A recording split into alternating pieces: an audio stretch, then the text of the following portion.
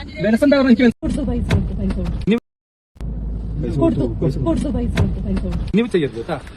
കൊടുക്കുന്ന മോശം ആരുടെ കാൻഡിഡേറ്റിൽ പോയിട്ട് പൈസ കൊടുക്കുന്ന മോശമല്ലേ?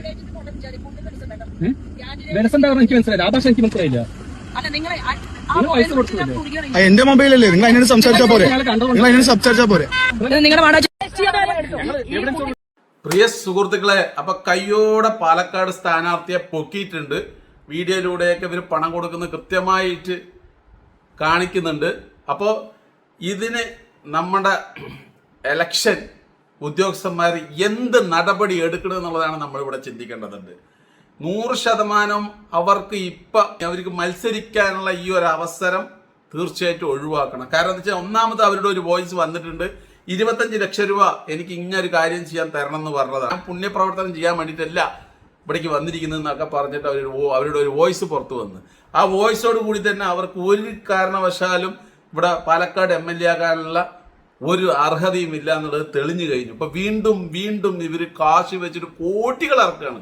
എവിടെ തിരിഞ്ഞാലും പാലക്കാട് ഇവരുടെ മുഖം മാത്രമേ ഉള്ളൂ. എത്ര വലിയ കട്ടൗട്ടെന്നറിയോ? ഈ കാശൊക്കെ എവിടെ നിന്ന്? നിങ്ങൾ ഗൂഗിളിൽ സെർച്ച് ചെയ്ത് നോക്ക്. ഇന്ത്യയിൽ തന്നെ ഏറ്റവും സമ്പത്തുള്ള, ചിലപ്പോൾ ലോകത്തിൽ തന്നെ ഏറ്റവും സമ്പത്തുള്ള ഒരു പാർട്ടി ഇവരുടെ പാർട്ടി ആയിരിക്കും. എവിടുന്ന് കിട്ടി കാശ്? ഇതിനെ മുന്നേ 10 വർഷം മുന്നേ ഇവരുടെ 10 പൈസ പോലും ഉണ്ടായിരുന്നില്ല. ഇപ്പൊ പെട്ടെന്ന് ഈ 10 വർഷം കൊണ്ട് എങ്ങനെ ഇത്രയും വലിയ സമ്പത്തുള്ള ഒരു പാർട്ടിയായി മാറി? ഇതിനെങ്ങനെ എവിടുന്ന് കാശ് കിട്ടി? ഒന്ന് ആലോചിച്ച് നോക്ക് നിങ്ങൾ. ഇതൊക്കെ നമ്മുടെ പൈസയാണ്. നിങ്ങൾ ആലോചിച്ച് നോക്കണം. ഒരു കാര്യം നടക്കണമെങ്കിൽ പൈസ വാങ്ങാണ് എല്ലാത്തിൻ്റെയും. മനസ്സിലായ? അപ്പൊ പ്രിയ സുഹൃത്തുക്കളെ, പ്രിയ പാലക്കാട്ട് വോട്ടർമാരോട് എനിക്ക് പറയാനുള്ളത്, നിങ്ങൾ 100% ചിന്തിച്ചിട്ട് വോട്ട് ചെയ്യുക. വർഗീയത പറഞ്ഞും തമ്മിലടിപ്പിച്ചിട്ടും നിങ്ങളോട് പല രീതിയിൽ കുത്തിത്തീർപ്പ് ഉണ്ടാക്കിയിട്ടുണ്ടാവും.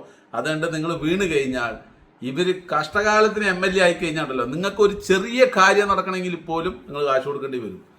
അല്ലെങ്കിൽ പുറത്ത് നിൽക്ക് പറയും. ഇപ്പൊ ഓടി വന്ന് കെട്ടിപ്പിടിക്കലും കൈ കൊടുക്കലൊന്നും നിങ്ങൾ കണക്കാക്കണ്ട. അവർ MLA ആയി കഴിഞ്ഞാണ്ടല്ലോ, നിങ്ങൾക്ക് പിന്നെ അവരുടെ വീടിന്റെ പടി ചവിട്ടാൻ കഴിയില്ല. അങ്ങനത്തെ അവസ്ഥയായിരിക്കും. ഇപ്പൊ സൂക്ഷിക്കുക.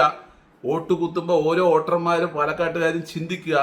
ഇപ്പൊ നമ്മുടെ പാലക്കാട് അത്യാവശ്യ വികസനമൊക്കെ വരുന്നുണ്ട്. ഞാൻ കണ്ടിട്ട് എത്രയോ മാറ്റങ്ങൾ പാലക്കാട്ടിന് ഇപ്പൊ ഉണ്ട്.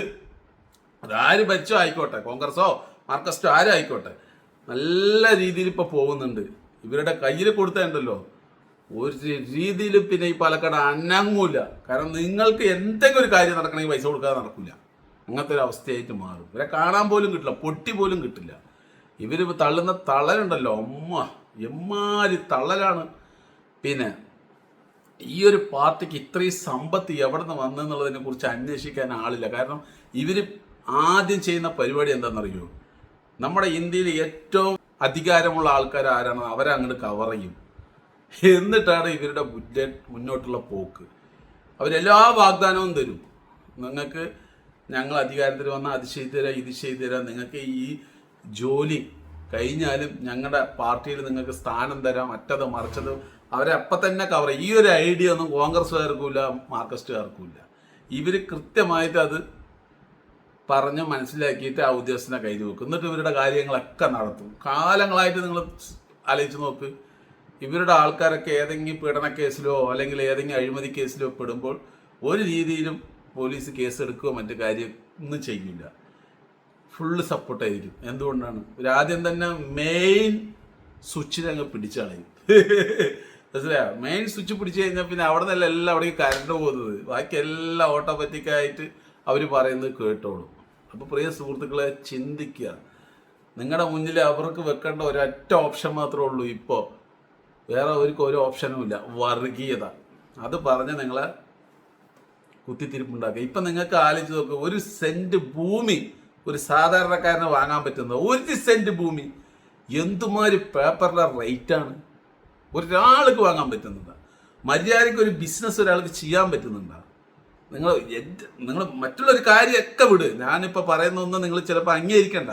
പക്ഷെ ഞാൻ ചോദിക്കുന്നത്, നിങ്ങൾക്ക് സാധാരണക്കാരായ ഒരാൾക്ക് ഒരു സാധനം വാങ്ങാൻ പറ്റുന്നു? എന്ത് റേറ്റാണ് നിങ്ങളുടെ നാട്ടിൽ ഇറങ്ങിക്കഴിഞ്ഞാൽ? ഒരു 500 രൂപ എടുത്തിട്ട് ഒരു റൗണ്ട് പോലും അടിക്കണ്ട, അതിൻ്റെ മുന്നിൽ തന്നെ പൈസ. എപ്പോഴാ നോക്കിയാലും സാധനങ്ങൾക്ക് വില. എന്നിട്ട് പിണറായിനെ കുറ്റം പറഞ്ഞുകൊണ്ടിരിക്കുക. ഇതൊക്കെ പിണറായിയാണ് ഇത് കാരണം. ഇത്ര മാത്രം വില കൂടാനുള്ള ഒരു കാര്യവും ഉണ്ടായിരുന്നില്ല. ഇത് തികച്ചും ഇവർക്ക് എന്താ പറയുക, വലിയ രീതിയിൽ പൈസ എടുക്കാൻ വേണ്ടി മാത്രമാണ് ഇവർ ഇത്രയും സാധനം വില കയറ്റി വിട്ടിരിക്കുന്നത്.